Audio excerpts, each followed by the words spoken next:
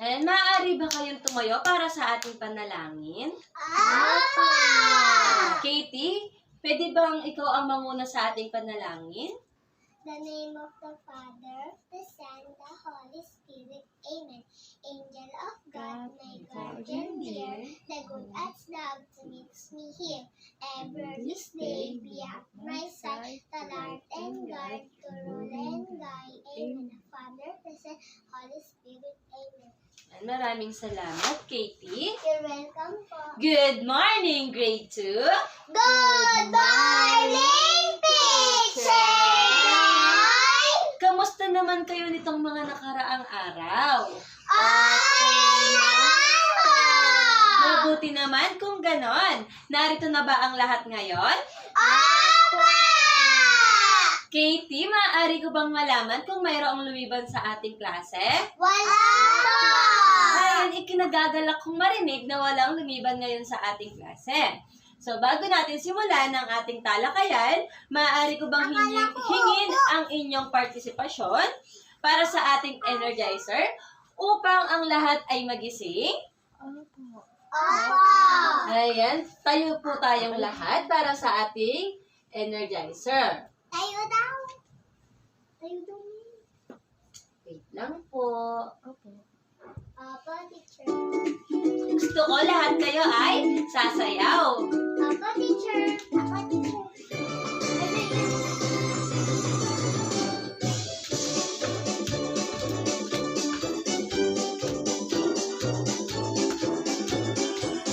Simulan ang gawain ng buong sigla. Pumayat ang katawan ay handa na. Tayo'y mag-ehersisyo, ulo hanggang paa. Isa, dalawa, tatlo, tayo'y mag-umpisa. Dahan-dahan, ang ulo ay iikot. Iikot dahan-dahan, ang ulo mo bilog. Ang balikat, iikot sa iyong harap. Kumilang hanggang 8. Ulit-ulitin mo ang aking dewa. Iikot ang wakas, iikot ng iikot. Katawan ay lulusot, malakas ka. Gamit ang iyong paa. Hanggang harap, kaliwa at kanan. Tumakbo, tumakbo, tayo ay tumakbo. Tumalon, tumalon, tayo ay tumalon. Tumakbo, tayo ay tumakbo.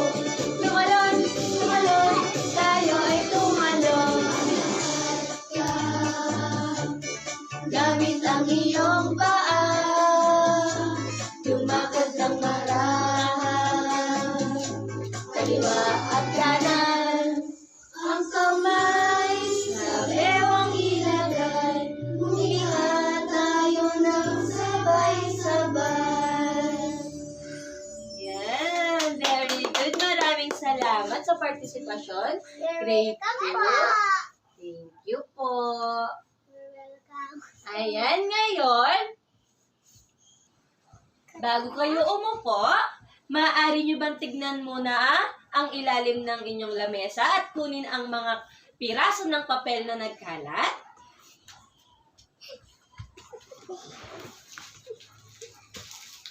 Ayan, maraming salamat. Ngayon, tayo ay magbabalik-aral na. Okay, mga bata, ano ang mga aralin nating noong nakaraang araw? Itaas ang kamay kung nais nyong sumagot sa aking katanungan. Yes, Brenda? Ang klima. Ang klima natin noon ay mas malamig at tama sa panahon kaysa ngayon. Dahil habang tumatagal, nakakaroon na rin tayo ng pagbabago na nagkaroon na tayo ng mga sasakyan na bumubuga ng usok, aircon o pollution na nakakaapekto sa ating kalikasan at klima dahil sa global warming. Very good. Bigyan natin si Brenda ng fireworks clap. Ganito po ang fireworks clap. 1, 2, 3. 1, 2, 3. Very good. Kayo naman, gawin nyo ang ating fireworks clap. Clap. 1, 2, 3. 1, 2, 3. Very good. Magaling. Sino naman ang makapagbibigay sa akin ng 2 klima?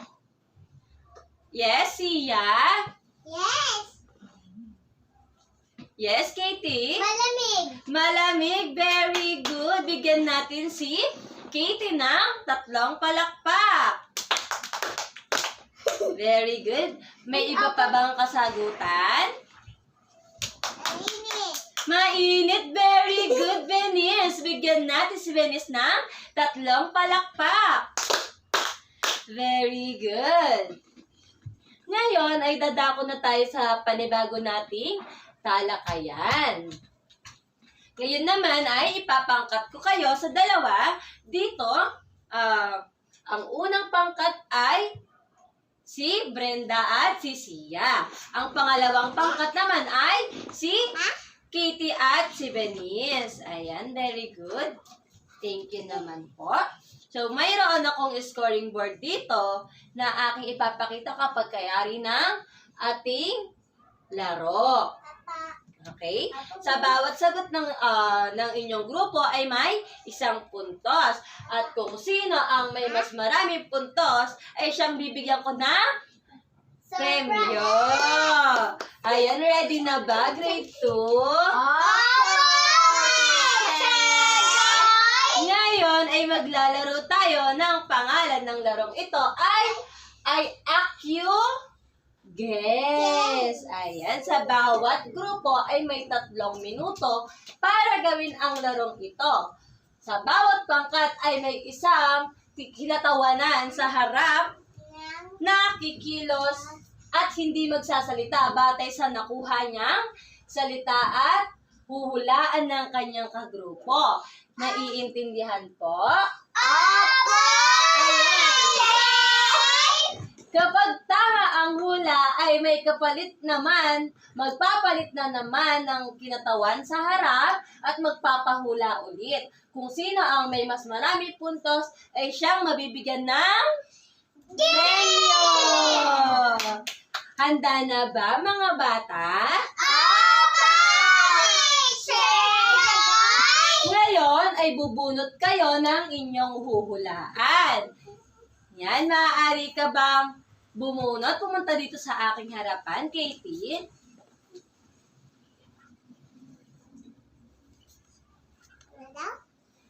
Ready? Ayan na po, mag-a-act na po si Katie.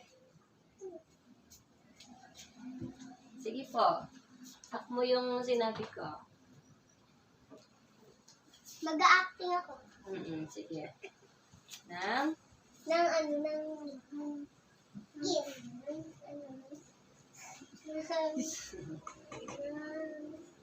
Gift. Sa room. Ayan. Ngayon, ang nakuha kong sagot ng unang pangkat ay 4. Ito ay kalsada, school, airport, at church. Simbahan. Intindihan po? Ngayon naman, tatawagin ko naman ang kinatawan ng ikalawang grupo. Ito ay si Brenda. Iyaak mo ang iyong nabunot na salita.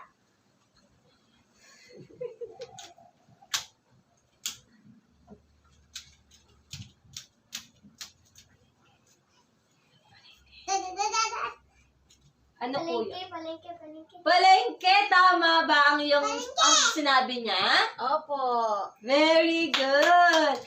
Ang pangalawang pangkat natin ay nakakuha ng 3 puntos. Ayun ay palengke, bahay, at police station. At ang nanalo natin ay si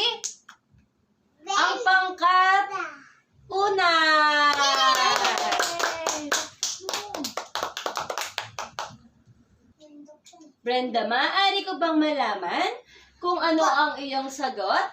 Kung ano ang iyong hula sa ating tatalakayin ngayong araw? Ay tungkol sa kwento ng pinagmula ng ating komunidad. Magaling! Bigyan natin si Brenda ng 3 palakpak! Ayan, kaya ngayon ang ating tatalakayin ay tungkol sa kwento ng pinagmula ng sarili nating komunidad. Maaari niyong basahin ito. Pwede niyo bang basahin ito, grade 2? Opa! Basahin. Tapos na aralin Ang ang mga mga mag-aaral ay ay makikilala kung ano ang Kahulugan ng komunidad at buong kultura, struktura at kwento nito. Number 2, maipaliwanag kung ano ang mga kahalagahan sa loob ng isang komunidad. Pangatlo, maisaysay ang sariling kwento ng pinagmula ng kanilang komunidad. Ayan, maraming salamat mga bata. Naiintindihan po ba mga bata? Mabuti naman kung ganon. Ngayon, may ipapakita akong larawan. Ayan. Na huhulaan kung ano ito at kung sino ang may gustong sumagot, itaas lamang ang kanang kamay. Sino ang makakapagbigay kung ano ang larawang ito? Ang unang larawan natin ay school. Very good. Itaas lamang po ang ating kanang kamay kung gusto sumagot. Naintindihan po? Ang pangalawa po, sino pong gusto sumagot? Si Benice. Ano po yun, Benice? Bahay po! Bahay. Meron ba pang ibang sagot? Katie? Simbahan. Simbahan. Very good. This is your token. Very good. Ang pangatlo naman po, ano po ang nakikita nyo? Kalsada. Ano po? Kalsada. Kalsada. Very good. Ito ang iyong token. Ang pang-apat naman ay, ano ang nakikita nyo? Kalsada. Kalsada. Mga tao. Park. Car. Very good. Parking? Uy, gali. Maaari na kayong umupo dahil nasagutan nyo ang pinapasagutan ni teacher. Bigyan natin ang ating sarili ng 5 palakpak. 1, 2, 3, 4, 5, 6. Ayan. Ngayon, sino ang makapagbibigay sa akin ng kanyang opinion o idea kung ano ang komunidad? Ako pa, teacher. Ako po, teacher. Ano yon, Brenda? Abidad. Ang komunidad ay isang lugar na nabubuo ng tao, puok, gusali at iba pa. Magaling! Bigyan natin si Brenda ng 5 palakpak. 1, 2, 3, 4, 5, 6. Sino pa ang makapagbibigay? Ako pa. Ano po yon? Premyo. Premyo! Ano yon? Ano yon? Ang Cheska? komunidad ay tumutukoy sa isang unit o grupo na mas malaki pa sa isang tatahan, mag-anak o pamayanan. Gusto ko din Mahusay! Bigyan natin si Cheska ng fireworks clap. 1, 2, 3. 1, 2. Very good! Yan. Sino ang gustong bumasa kung ano ang komunidad? Ako. Ano yan? Yes, Brenda? Sa isang komunidad ay may mahalagang parte o sektor at infrastruktura.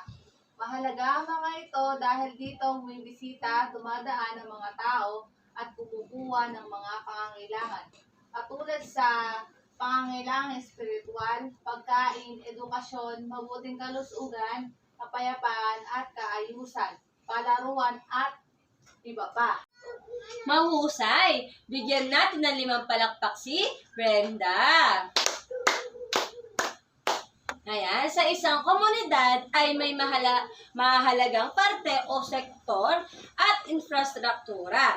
Mahalaga ang mga ito dahil dito bumibisita, dumadaan ang mga tao. At dito rin sila kumukuha ng kanilang pangangailangan. Katulad ng pangangailangan pang espiritual, pagkain, edukasyon, mabuting kalusugan, kapayapaan, kaayusan, at palaruan. At syempre, mas marami pang iba. Sino naman ang makapagbibigay ng isang mahalagang parte o struktura sa isang komunidad? Yes, Jessica? Paaralan. Mahusay. Bigyan natin ng 3 palakpak si Jessica. Sino pa? Yes? Simbahan. Simbahan. Mahusay. Katie. Bigyan natin ng 3 palakpak si Katie. Sino pa ang makapagbibigay? Ma'am. Yes po. Merkado. Merkado. Mahusay. Bigyan natin ng 5 palakpak si Desiree. Ayan. Ngayon, bakit mahalaga nating maunawaan at malaman ang kwento ng isang komunidad? Yes, Sarah?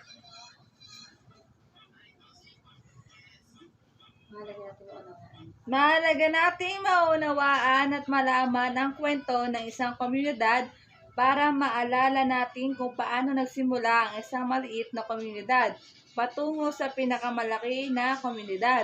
Mahusay! Bigyan natin ng Fireworks Club si Sarah. 1, 2, 3. 1, 2, 3. Very good. Sino pa? Yes, Desiree? Para mayroon din tayong kaalaman sa nakaraan ng isang komunidad. Magaling! Bigyan naman natin si Sarah at si Desiree ng 5 ring palakpak. Ngayon, magkakaroon tayo ng aktibidad. Yan, sa bawat pangkat ay may isang kinatawanan sa harap at mag-uunahang sagutin ang ibibigay na tanong. Sa bawat sagot ay kukumpletuhin muna nila ang pariralang I believe. Ito ay ng 3 beses bago ibigay ang sagot at matatapos sa pariralang and I thank you. At pagkatapos ng unang representative ay magpapalit na naman ng bagong kinatawanan sa harap para sa susunod na tanong. Naintindihan ba? Apa! Yan, ngayon ay dadako na tayo sa mga tanong. Ang unang tanong ay, kung ang magulang ay para sa bahay, saan naman ang guro? Ma'am, Yes, Jessica? I believe ito ay sa paaralan. Mahusay! Pangalawang katanungan, kung sa paaralan tayo ay mag-aaral, saan naman tayo magdarasal? Ma'am, Yes, Percy? I believe ito ay sa simbahan. Mahusay! Pangatlong tanong, kung ang mga bulaklak ay makikita sa kalye ng Divisoria, Binondo, Manila tuwing araw ng Pebrero at araw ng Undas, nasaan naman makikita ang iba namang bilihin? Ma'am, Yes, Katie? I believe ito ay sa merkado. Mahusay! Kaapat na katanungan. Ano ang sinakyan mo patungo sa paaralan? Ma'am, Yes, Sarah? school bus. Very good! Kalimang tanong. Saan namang lugar madalas namamasyal ang maraming tao? Mom, Yes, Desiree? park. Mahusay! Nakakatuwa naman at naintindihan nyo ang ating talakayan. Ngayon ay magkakaroon naman tayo ng pangkatang aktibidad. Ngayon sa inyong pangkat ay kikilalanin nyo kung ano ba ang inyong komunidad noon at ngayon. Mayroon lang kayong 5 minuto para gawin na ang aktibidad. At ito ay ire-represent sa harapan. So, ito ang susundin nyong pamantayan. Ang nilalaman ay 20%. Makikipagtulungan, 15%. Paglalahad, 15%. Na may kabuang 50%. Maliwanag ba, mga bata? Opo! Ayan, okay. Time starts now. Tik, tik, tik, tik. Okay, ito. Lagyan ko na lang ng after. Ayan, ngayon, maaari nyo bang sabihin kung ano ang komunidad? Opo! Ano yan? Rita? Ang komunidad ay isang lugar na nabubuo ng tao, puok, gusali at iba pa. Ang komunidad ay isang pangkat na nag-uugnay sa aktibidad ng mga tao. Ito ay binubuo ng paaralan, pamilya, simbahan, pook, libangan, sentrong pangkalusugan at mga panahanan. Mahusay, tama at magaling ka. Bigyan natin siya ng 5 palakpak. Ano naman ang mga mahalagang parte o sektor at infrastruktura na nasa komunidad? Yes, Desiree? Ang mahalagang parte o sektor at infrastruktura ng isang komunidad ay paaralan, simbahan, merkado, kalye, kalsada, health center, barangay hall, park o parke. Mahusay! Bigyan natin siya ng 5 palakpak. Bakit kailangan alamin ang kwento ng isang komunidad? Yes, Benis? Para maalala natin kung paano nagsimula sa maliit na komunidad patungo sa pinakamalaki na komunidad. Tama! Bigyan natin si Benis ng fireworks clap. 1, 2, 3. 1, 2, 3. Very good! Ngayon ay bibigyan ko kayo ng huling aktibidad. Kuhanin ang notebook, ang inyong takdang aralin na notebook, at isulat ito at sagutan sa inyong mga tahanan. Tapos na ba? Grade 2? Opo, teacher! Ngayon, may katanungan pa ba kayo sa ating aralin? Wala na po, teacher! Kung ganon, ay maaari na kayo magsinuwi at kayo ay mag-ingat pauwi sa inyong mga tahanan. Maraming salamat, Grade 2. Maraming salamat din po, teacher!